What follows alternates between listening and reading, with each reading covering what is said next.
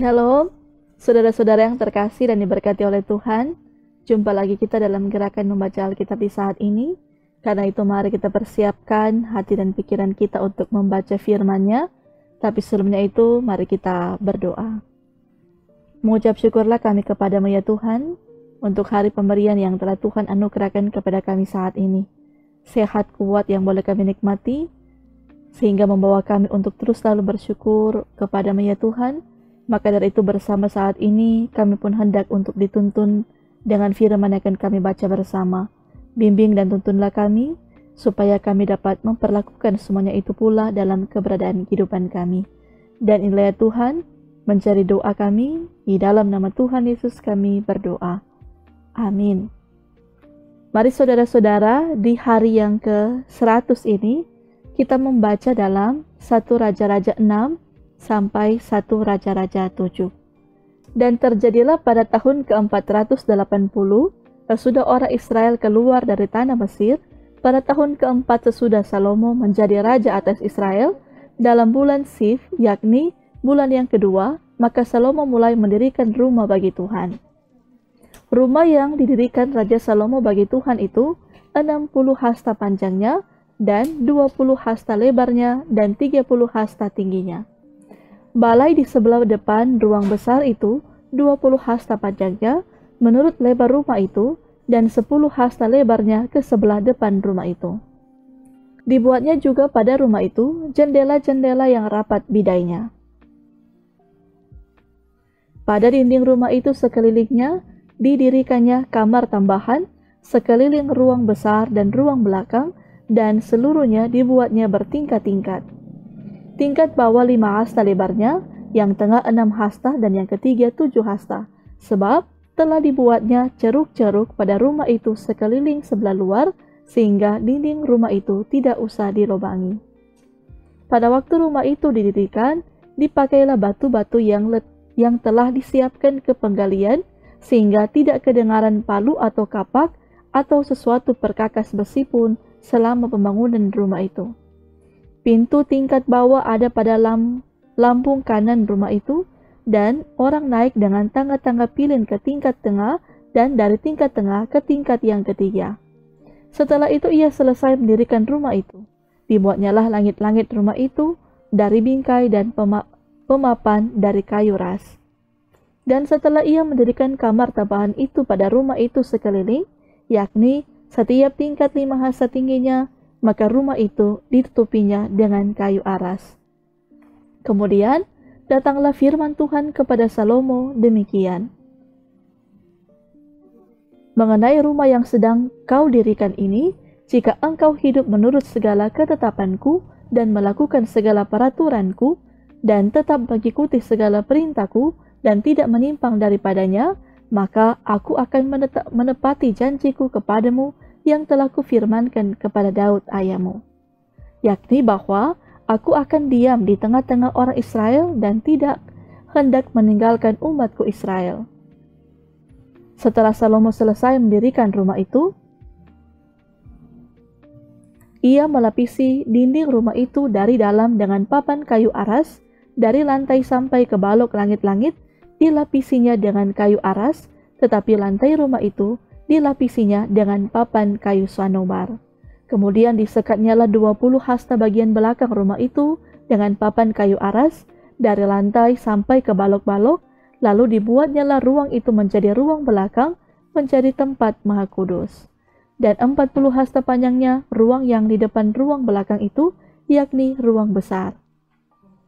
Kayu aras sebelah dalam rumah itu berukirkan buah labu dan bunga mengembang. Semuanya ditutupi kayu aras, tidak ada batu kelihatan. Demikianlah dilengkapinya ruang belakang di dalam rumah itu, di sebelah dalam sekali, supaya di sana ditaruh tabut perjanjian Tuhan. Ruang belakang itu 20 hasta panjangnya, dan 20 hasta lebarnya, dan 20 hasta tingginya. Ia melapisinya dengan emas kertas, lalu ia membuat mezbah dari kayu aras di depannya. Sesudah Salomo melapisi rumah itu dari dalam dengan emas kertas, direntangkannya lah tabir pada rantai-rantai emas yang di depan ruang belakang itu. Lalu ruang itu dilapisinya dengan emas. Seluruh rumah itu dilapisinya dengan emas, ya rumah itu seluruhnya. Juga seluruh mezbah yang di depan ruang belakang itu dilapisinya dengan emas.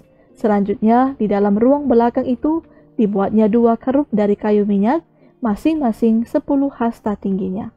Sayap yang satu dari kerup itu 5 hasta panjangnya, dan sayap yang lain juga 5 hasta, sehingga dari ujung sayap yang satu sampai ke ujung sayap yang lain 10 hasta panjangnya.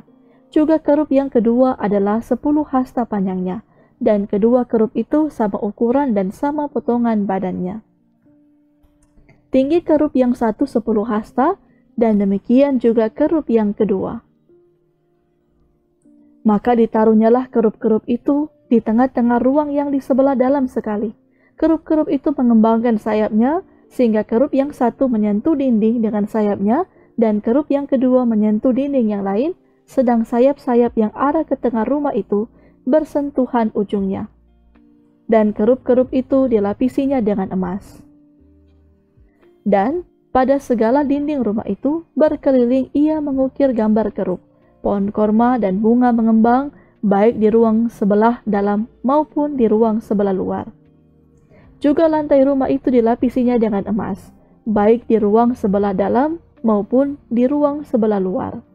Sebagai pintu masuk ke ruang belakang dibuatnyalah pintu dari kayu minyak, ambang dan tiangnya merupakan segi 5. Pada kedua daun pintu yang dari kayu minyak itu, ia mengukir gambar kerup, pohon korma dan bunga mengembang, kemudian dilapisinya dengan emas, juga pada kerup dan pada pohon korma itu disalutkannya emas. Demikian juga untuk pintu masuk ke ruang besar itu, dibuatnya tiang-tiang dari kayu minyak yang merupakan segi 4. Dan 2 pintu dari kayu senobar, kedua papan pintu dari pintu yang satu dapat dilipat, dan demikian juga kedua papan pintu yang lain.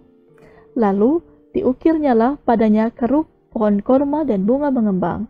Kemudian dilapisinya pintu itu dengan emas pipi pada gambar ukiran itu. Ia mendirikan tembok pelataran dalam 3 jajar batu pahat dan dari 1 jajar balok kayu aras. Dalam tahun yang keempat, dalam bulan Sif, diletakkanlah dasar rumah Tuhan. Dan dalam tahun yang ke-11, dalam bulan Bul, yaitu bulan ke-8, selesailah rumah itu dengan segala bagian-bagiannya dan sesuai dengan segala rancangannya. Jadi 7 tahun lamanya ia mendirikan rumah itu. Salomo mendirikan istananya sampai 13 tahun lamanya. Barulah selesai seluruh istananya itu. Ia mendirikan gedung hutan Libanon 100 hasta panjangnya dan 50 hasta lebarnya dan 30 hasta tingginya, disangga oleh 3 jajar tiang kayu aras dengan ganja kayu aras di atas tiang itu. Gedung itu ditutup dari atas dengan langit-langit kayu aras, di atas balok-balok melintang yang disangga oleh tiang-tiang itu 45 jumlahnya, yakni 15 sejajar. Ada pula 3 jajar jendela berbidai, jendela berhadapan dengan jendela 3 kali. Dan semua pintu dan jendela segi 4, bangunnya jendela berhadapan dengan jendela 3 kali. Ia membuat juga balai saka 50 hasta panjangnya dan 30 hasta lebarnya, dengan di sebelah depannya sebuah balai lagi yang bertiang dan bertangga di sebelah depannya. Dibuatnya juga balai singgasana, tempat ia memutuskan hukum, balai pengadilan yang ditupi dengan kayu aras dari lantai sampai ke balok langit-langit. Dan gedung kediamannya sendiri di pelataran yang lain, lebih ke sebelah dalam lagi dari balai itu, adalah sama buatannya. Dan bagi anak Firaun yang diambil Salomo menjadi istrinya, dibuatnya juga sebuah gedung sama dengan balai itu. Tembok dari semuanya ini dibuat dari batu yang mahal-mahal, yang sesuai dengan ukuran batu pahat di gergaji, dengan gergaji dari sebelah dalam dan dari sebelah luar, dari dasar sampai ke atas, dan juga dari tembok luar sampai kepada tembok pelataran besar. Bahkan, dasar gedung-gedung itu dari batu yang mahal-mahal, batu yang besar-besar, batu yang 10 hasta, dan batu yang 8 hasta. Di bagian atas ada batu yang mahal-mahal, berukuran batu pahat dan kayu aras juga. Sekeliling pelataran besar ada tembok dari 3 jajar batu pahat dan 1 jajar balok kayu aras, demikian juga sekeliling pelataran dalam rumah Tuhan dan balainya. Kemudian Raja Salomo menyuruh orang menjemput Hiram dari Tirus. Dia adalah anak seorang janda dari suku Naftali, sedang ayahnya orang Tirus, tukang tembaga. Ia penuh dengan keahlian, pengertian, dan pengetahuan untuk melakukan segala pekerjaan tembaga. Ia datang kepada Raja Salomo, lalu melakukan segala pekerjaan itu bagi raja. Ia membentuk 2 tiang tembaga, tinggi tiang yang satu 18 hasta, dan dapat dililit oleh tali yang 12 hasta panjangnya. Tiang yang kedua demikian juga. Dibuatnya juga 2 ganja untuk ditaruh di kepala tiang-tiang itu dari tembaga tuangan, tinggi ganja yang satu 5 hasta, dan tinggi ganja yang kedua 5 hasta. Dibuatnya pula 2 jala-jala untuk ganja yang ada di kepala tiang itu. Jala-jala itu semacam kawat berpilin, semacam untaian rantai, 1 jala-jala untuk ganja yang satu, dan 1 jala-jala untuk ganja yang kedua.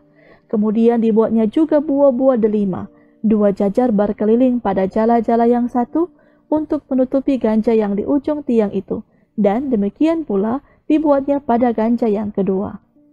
Dan ganja yang di kepala tiang dekat balai depan itu berbentuk bunga bakung, tingginya 4 hasta. Yakni ganja-ganja yang di atas kedua tiang itu di sebelah atas sekali lewat jala-jala yang meliti perut ganja itu, dan buah-buah delima ada 200 berjajar berkeliling pada ganja yang satu, demikian juga pada yang kedua. Kemudian tiang-tiang itu didirikannya dekat balai ruang besar. Ketika ia mendirikan tiang kanan, ia menamainya Yakin. Ketika ia mendirikan tiang kiri, ia menamainya Boas. Dan setelah bentukan bunga bakung itu ditaruh di kepala tiang-tiang itu, maka siaplah pekerjaan membuat tiang-tiang itu. Kemudian dibuatnyalah laut tuangan yang 10 hasta dari tepi ke tepi, bundar keliling 5 hasta tingginya, dan yang dapat dililit berkeliling oleh tali yang 30 hasta panjangnya. Dan di bawah tepinya ada gambar buah labu yang mengelilinginya sama sekali. 10 dalam sehasta merangkum laut itu berkeliling. Labu itu 2 jajar, dituang setuangan dengan bejana itu. Laut itu menumpang di atas 12 lembut. 3 menghadap ke utara dan 3 menghadap ke barat. 3 menghadap ke selatan dan 3 menghadap ke timur. Laut itu menumpang di atasnya, sedang segala buntut lembu itu menuju ke dalam. Tebal laut itu setapak tangan dan tepinya serupa tepi piala, seperti bunga bakung yang berkembang. Laut itu dapat memuat 2000 bat air. Selanjutnya dibuatnya 10 kereta penumpang dari tembaga. 1 kereta 4 hasta panjangnya, 4 hasta lebarnya, dan 3 hasta tingginya. Beginilah bentuk kereta penumpang itu. Ada papan penutupnya, dan papan itu diapit oleh bingkai. Dan pada papan penutup yang diapit oleh bingkai itu ada singa, lembu, dan kerub, dan demikian juga pada bingkai itu. Di sebelah atas dan di sebelah bawah singa dan lembu itu ada karangan-karangan bunga yang tergantung. Pada suatu kereta penumpang ada 4 roda tembaga dengan poros tembaga, dan pada keempat penjurunya ada sangga untuk menyanggah bejana pembasuhan. Sangga-sangga itu dituang dan di sebelah luar setiap sangga ada karangan bunga. Dan mulut kereta penumpang itu ada di sebelah dalam sangga-sangga itu, menonjol ke atas 1 hasta, mulutnya itu bundar, buatannya sebagai tumpuan, dan dalamnya 1,5 hasta. Juga pada mulutnya itu ada ukiran, tetapi papan-papan penutupnya 4 persegi, jadi tidak bundar. Keempat roda itu ada di bawah papan penutup, dan tangan-tangan roda itu ada pada kereta penumpang itu, dan tinggi 1 roda ialah 1,5 hasta. Dan buatan roda itu seperti buatan roda kereta, tetapi tangan-tangannya, lingkarnya, jari-jarinya, dan napnya, semuanya tuangan. Keempat sangga pada keempat sudut setiap kereta penumpang adalah seiras dengan kereta itu. Dan di sebelah atas kereta penumpang itu ada leher bundar berkeliling, 1/2 hasta tingginya. Di sebelah atas kereta itu ada pula topang-topang dan papan penutup yang seiras dengan dia. Maka pada muka topang-topangnya itu dan pada papan-papan penutupnya diukurnyalah kerub singa, dan pohon korma, masing-masing menurut tempat yang ada, dan karangan bunga sekeliling. Demikianlah dikerjakannya ke-10 kereta penumpang itu. Tuangannya sama, ukurannya sama, dan potongannya sama semuanya. Lagi pula, dibuatnya 10 bejana pembasuhan dari tembaga. Setiap bejana dapat memuat 40 bat air. Setiap bejana 4 hasta besarnya, dan ada 1 bejana di atas setiap kereta dari ke-10 kereta penumpang itu. 5 kereta penumpang ditaruhnya pada sisi kanan rumah itu, dan 5 pada sisi kirinya, tetapi laut itu ditaruhnya pada sisi kanan rumah itu, arah tenggara. Dan Hiram membuat juga kuali-kuali, penyodok-penyodok, dan bokor-bokor penyiraman. Demikianlah Hiram menyelesaikan segala pekerjaan yang harus dilakukannya bagi Raja Salomo di rumah Tuhan, yakni kedua tiang dengan kedua bulatan ganja yang di kepala tiang itu, dan kedua jala-jala yang menutup kedua bulatan ganja itu. Ke-400 buah delima untuk kedua jala-jala itu, 2 jajar buah delima untuk 1 jala-jala guna menutupi kedua bulatan ganja yang di atas tiang itu. Ke-10 kereta penumpang dan ke-10 bejana pembasuhan yang di atas kereta itu, laut yang 1 itu dan ke-12 lembu yang di bawah laut itu, kuali-kuali, penyodok-penyodok, dan bokor-bokor penyiraman, segala perlengkapan yang dibuat Hiram bagi Raja Salomo di rumah Tuhan itu adalah dari tembaga yang diupan. Raja menuang semuanya itu di lembah Yordan di dalam tanah liat antara Sukot dan Sartan. Dan Salomo membiarkan segala perlengkapan itu tidak ditimbang karena jumlahnya yang amat besar. Berat tembaga itu tidaklah terhitung. Salomo membuat juga segala perlengkapan yang ada di rumah Tuhan, yakni mezbah emas dan meja emas, tempat menaruh roti sajian. Kandil-kandil dari emas murni, 5 di sebelah kanan dan 5 di sebelah kiri, di depan ruang belakang, kembang-kembangnya, lampu-lampunya, dan sepit-sepitnya dari emas.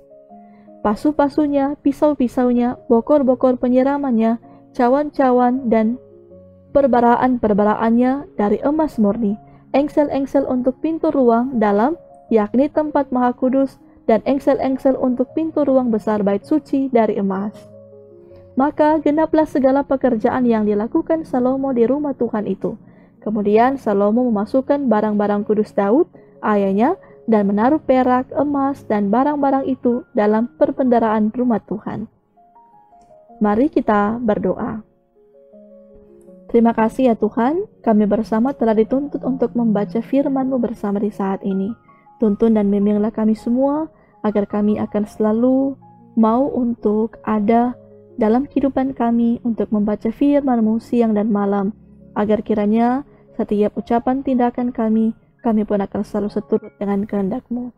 Maka dari itu ya Tuhan, hari ini, hari pemberian yang telah Tuhan anugerahkan, bermohonlah juga kami kepadamu, untuk setiap tugas tanggung jawab yang akan kami kerjakan. Bermohonlah kami untuk bimbingan Tuhan lewat hikmat kekuatan dari Tuhan, untuk menyertai, memampukan kami lewat setiap mata pencarian profesi kami, agar kiranya kami semuanya ada dalam pemberkatan Tuhan, melakukan semuanya dengan baik dan benar di hadapan Tuhan.